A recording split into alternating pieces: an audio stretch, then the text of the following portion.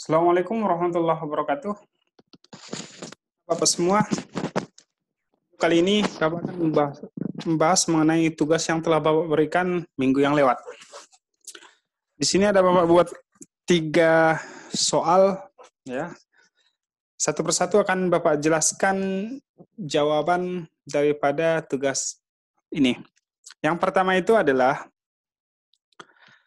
sebutkan dan jelaskan jenis-jenis simbol peta. Sebelumnya sudah Bapak jelaskan mengenai jenis-jenis simbol peta. Jenis-jenis simbol peta itu ada 5. Yang pertama, simbol titik. Yang kedua, simbol garis. 3, simbol luasan atau simbol area atau simbol wilayah. Kemudian yang keempat, simbol warna. Dan yang kelima, simbol huruf dan simbol angka. Yang pertama, simbol titik. Simbol ini dapat digunakan untuk melambangkan ketampakan di permukaan bumi, seperti kota, pelabuhan, baik itu pelabuhan laut, udara, kemudian bisa menunjukkan makam, candi, dan bangunan-bangunan yang penting. Kemudian simbol garis. Simbol garis ini dapat dibuat tebal, tipis, terputus-putus, dan sejajar.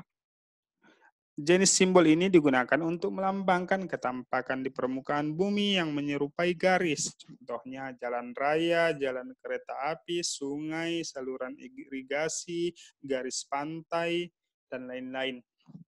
Kemudian yang ketiga, ada namanya simbol luasan, atau sering juga disebut dengan simbol area ataupun wilayah. Yang dimaksud dengan simbol luasan ini dapat digunakan untuk melambangkan ketampakan di permukaan bumi, misalnya hutan, dataran rendah, daerah pertanian, perkebunan, padang rumput, rawa, dan lain-lain. Kemudian, simbol warna. Simbol warna adalah simbol yang dipakai untuk menambah variasi pada simbol-simbol yang lain. Simbol warna dapat dipakai dalam bentuk simbol titik, simbol garis, dan simbol daerah. Untuk menunjukkan ketampakan perairan, ini sebagai contoh, untuk menunjukkan ketampakan di perairan digunakan warna biru. Untuk menunjukkan dataran rendah digunakan warna hijau. Untuk menunjukkan dataran yang lebih tinggi digunakan warna kuning dan lain-lain sebagainya. Kemudian ada simbol huruf dan simbol angka. Simbol huruf ataupun simbol angka ini banyak dipakai untuk memperjelas simbol-simbol yang telah digunakan. Misalnya, untuk membedakan danau atau waduk digunakanlah huruf D pada danau, sedangkan untuk waduk digunakan huruf W, dan lain-lain. Itulah dia jenis-jenis dan serta penjelasan daripada setiap simbol yang ada di dalam peta. Kemudian yang kedua, jelaskan perbedaan garis lintang dan garis bujur. Ini pun sudah Bapak jelaskan sebelumnya di pemakaian garis astronomis. Yang dimaksud dengan garis lintang adalah garis lintang ini disebut juga dengan garis khayal. Garis khayal yang digunakan untuk menentukan lokasi di bumi terhadap garis khatulistiwa. Garis khatulistiwa itu kalau kita buat bumi itu 360 derajat, maka di tengah-tengah posisi di tengah-tengah pembatas antara 180 derajat ke atas dan 180 derajat ke bawah, maka tengah-tengahnya itu adalah 0 derajat, atau garis tengahnya itu disebut dengan garis khatulistiwa. Jadi, garis lintang adalah garis khayal yang digunakan untuk menentukan lokasi di bumi terhadap garis khatulistiwa pada globe atau peta. Kelompok garis yang berada di sebelah selatan, ya, dari garis khatulistiwa ke arah selatan, maka itu disebut dengan garis lintang selatan, disingkat LS. Sementara dari garis khatulistiwa ke atas, ke arah utara, maka itu dikatakanlah sebagai garis lintang utara, disingkat dengan LU. Jarak masing-masing garis dihitung dalam satuan derajat. Garis lintang yang tepat berada pada garis khatulistiwa disebut 0 derajat. Salah satu fungsi daripada garis lintang ini adalah untuk membedakan iklim di bumi kita ini. Kemudian garis bujur. Garis bujur ini pun disebut dengan garis khayal. Garis khayal yang ditarik dari kutub utara menuju kutub selatan. Menentukan lokasi di bumi pada globe ataupun peta. Garis bujur atau disebut juga dengan garis meridian menghubungkan kutub utara dengan kutub selatan. Garis ini menunjukkan posisi timur barat.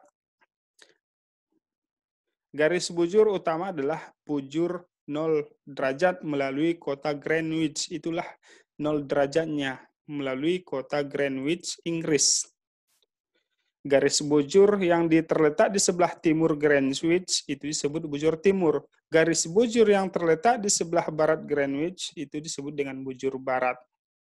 Garis bujur ini dimulai dari bujur 0 derajat bujur timur hingga 180 derajat bujur timur. Garis bujur barat dimulai dari 0 derajat bujur barat hingga 180 derajat bujur barat. Jadi itu kita buat dalam bentuk lingkaran, karena lingkaran itu posisinya semua adalah luasnya kita buat 360 derajat.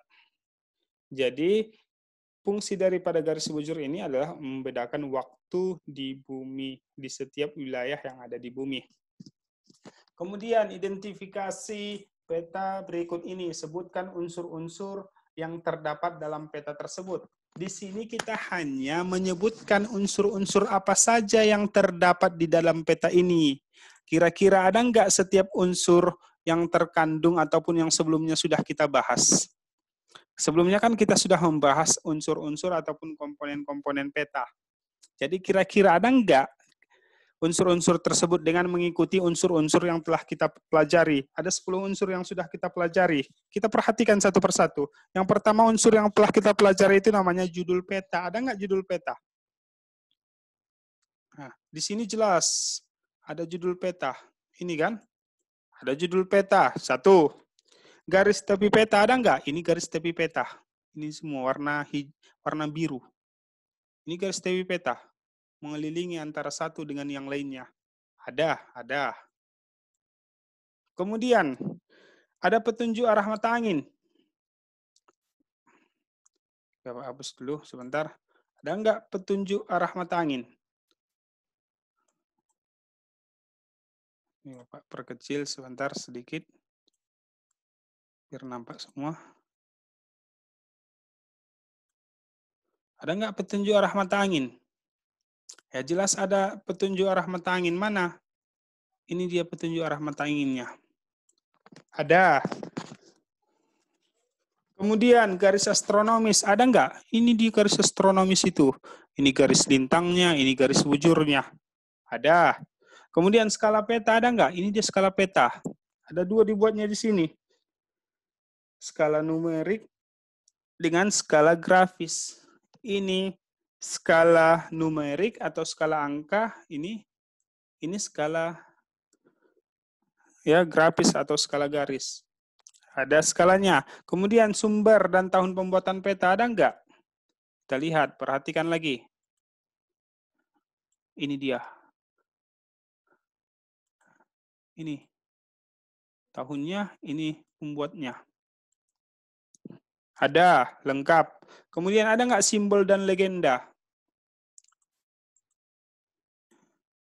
Ini semua yang ada di dalam peta ini simbolnya. Warna simbol, garis simbol, kemudian titik simbol, huruf simbol, kemudian legendanya, penjelasan daripada simbol-simbol. Ini legendanya. Jelas ditulisnya di sini legenda. Ada. Kemudian kita lanjutkan. Inset. Ada nggak insetnya?